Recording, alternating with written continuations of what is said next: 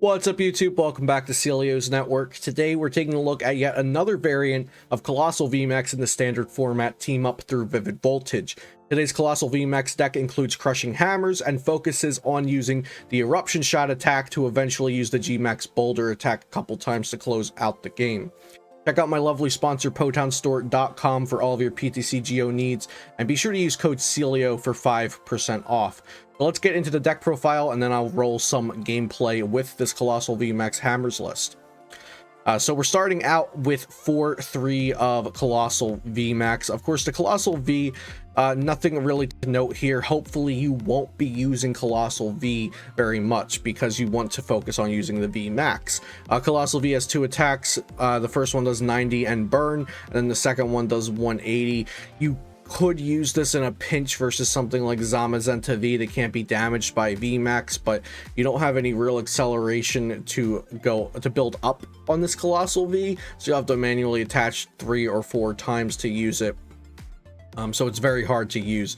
And then the main card of the deck, of course, Coalossal VMAX. This is what you're hoping to attack with just about every turn of the game.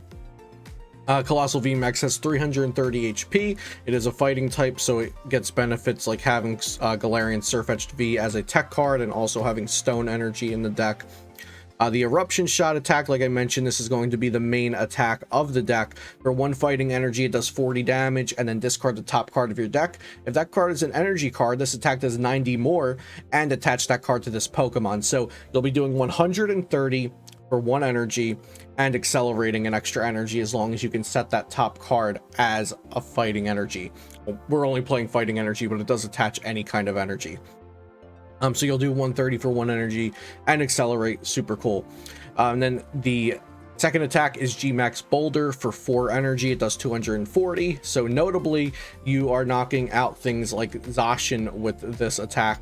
And with Eruption Shot, if you're hitting for fighting weakness, you can do 260. So keep that in mind. You're one-shotting the Dennes and Crobats with this attack. Next up, the other attacker in the deck is Galarian Sirfetch'd V. Galarian Sirfetch'd V has 210 HP. It is a fighting type as well, and it has the ability Resolute Spear. Once during your turn, when this Pokemon moves from your bench to the active, you may move any number of fighting energy from your other Pokemon to it. So you can use basic and stone fighting energy to be moved with Resolute Spear over onto Sirfetch'd V. And then it has the attack Meteor Smash, which does 200 damage for fighting colorless, and during your next turn this Pokemon can't attack. So if you want to use this multiple turns in succession, you'll have to retreat switch back out to reset the Meteor Smash. So some of the core support of the deck includes 2 Oranguru with Primate Wisdom. Once during your turn, you may switch a card from your hand with the top card of your deck. So this allows you to set the top card for Eruption Shot as a fighting energy, so you can discard, do extra damage, and accelerate an energy, as well as Jirachi Amazing Rare with the ability Dreamy Revelation. Once during your turn, if this Pokemon is in the active spot, you may look at the top 2 cards of your deck and put one of them into your hand. Put the other card back on top of your deck. This can also set the top card as a fighting energy for you. And then our other support Pokemon, we've got 1 Dedenne-GX with DAA Change. When you play it, you can discard your hand to draw 6. And Crobat V, when you play it, you can draw until you have 6 in your hand. So a little bit of variety, either dump your hand and draw 6 or draw up to 6 with the Dedenne-GX or Crobat V respectively. Also, rounding out our Pokemon here, we've got 1 Mimikyu with the Shadow Box ability. Pokemon GX that have any damage counters on them have no abilities. This is a Mewtwo and Mew Tag Team GX counter. This shuts off the Perfection ability, which is why Mewtwo and Mew is so good. So if you could just damage the Mewtwo and Mew Tag Team 1 time, Shadow Box shuts off their main ability. This is also really good against Pika-Rom that are playing Mewtwo and Mews as a Coalossal tech, because if you hit their Mewtwo and Mew 1 time, now they can't copy attacks anymore with that Mewtwo and Mew. And the other Pokemon in here is Phione with Whirlpool Suction. Once during your turn, if this Pokemon is on your bench, you may have your opponent switch their active Pokemon with one of their benched Pokemon. If you do, discard all cards attached to this Pokemon and put it on the bottom of your deck. So if a ADPZ deck is playing one Zamazenta V, you can get around that Zamazenta pretty easily with Phione. If a Luke Metal deck has benched a bunch of Pokemon and they're only having one Zamazenta V on the board, again, you can Phione around that Zamazenta V. But Phione can just be useful even if your opponent just has a lot of support Pokemon on the board and one beefy Pokemon in the active that you can't knock out, and you just make them switch into one of their weaker Pokemon so you can take an easy knockout. So that's all of the Pokemon in this list. Going on to the trainers, we do have 4 Rotom Phone. Look at the top 5 cards of your deck, choose one of them, shuffle the other cards back in, and then put the card you chose on top of your deck. Yet again, another way to set the energy on top for Eruption Shot, but this can also be used as sort of a search and draw engine, because you can look at the top 5, set a card on top, and then you could draw that card with Primate Wisdom as you set the energy from your hand on top of the deck. So Rotom Phone is a really cool card, and I like it being used lately. It's been used in this deck as well as Eternatus VMAX and a handful of decks in the Sword and Shield On format that we've been playing for the Table Mod challenges. Next, like I said, this deck notably includes Crushing Hammers. Flip a coin if heads, discard any energy from one of your opponent's Pokemon.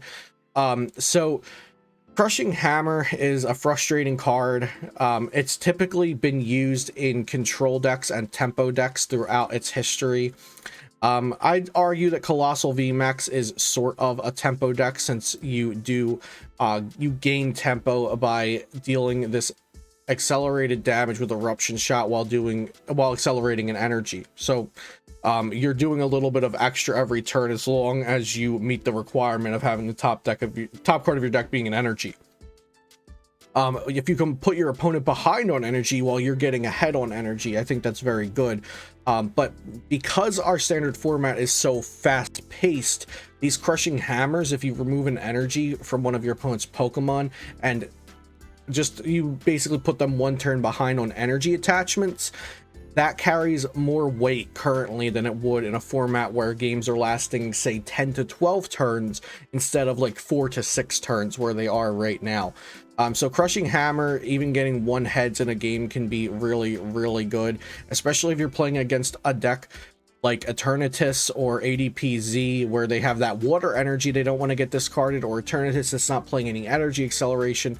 Crushing Hammer is going to be really useful. It's typically a little less useful versus Pikarom or Centiskorch, which have energy acceleration, but it could still add up to get rid of energies that they wanted to have on the board. For supporters, we have 4 Research, 3 Marnie, and 3 Boss.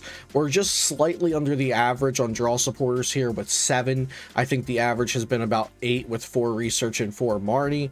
But we do have the Gurus, the Jirachi, and the Rotom Phones to help our consistency, so I think that's okay. We have the Buff Padding, which is a tool that reads if the Pokemon this card is attached to has a retreat cost of exactly 4, it gets plus 50 HP. And what do you know? Coalossal VMAX has a retreat cost of 4, so this tanky boy goes up to 380 HP. And then we are also playing for Stone Energy. As long as this card is attached to a Pokemon, it provides fighting energy. The fighting Pokemon this card is attached to takes 20 less damage from attacks from your opponent's Pokemon. So if you have, let's say, all 4 of these Stone Energies on your Coalossal VMAX, it's taking 80 less damage while having 380 HP with the help of that Buff Padding. So Coalossal VMAX can definitely take a few shots to go down. Now, Coalossal VMAX is very good versus Pikarom and Eternatus, since it has the fighting type advantage. That Mimikyu really helps us out against Mewtwo. ADPZ, if you can get a lucky Crushing Hammers on a water energy, or even any energy to stop them from using Ultimate Ray the turn after Alter Creation, you can definitely put up a fight against ADPZ as well.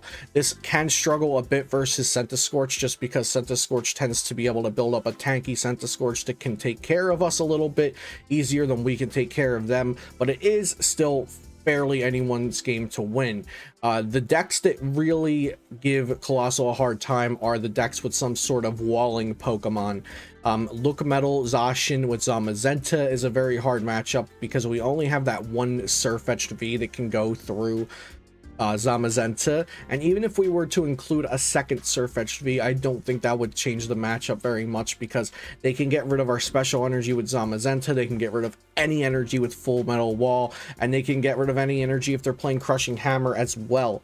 The other matchup that's very, very difficult is Decidueye, and when I say very difficult, I kind of just mean you cannot beat Decidueye with this deck, because you have really no attackers aside from Oranguru, if you want to put 3 energy on Guru, that can actually attack into the Decidueye into this deck. But I'm not sure there's anything good to add into this deck to take care of Decidueye. So in my opinion, you just take the Decidueye loss and move on. So I hope you enjoyed this deck profile, and now I'm going to roll some gameplay of myself playing this Coalossal Hammers deck from the other day. So I hope you enjoy that gameplay and you enjoy this deck profile. Be sure to leave a like and a comment, and also subscribe to this channel if you have not already for daily Pokemon TCG content. Going to roll the gameplay, and I'll see you next time here on Celio's Network.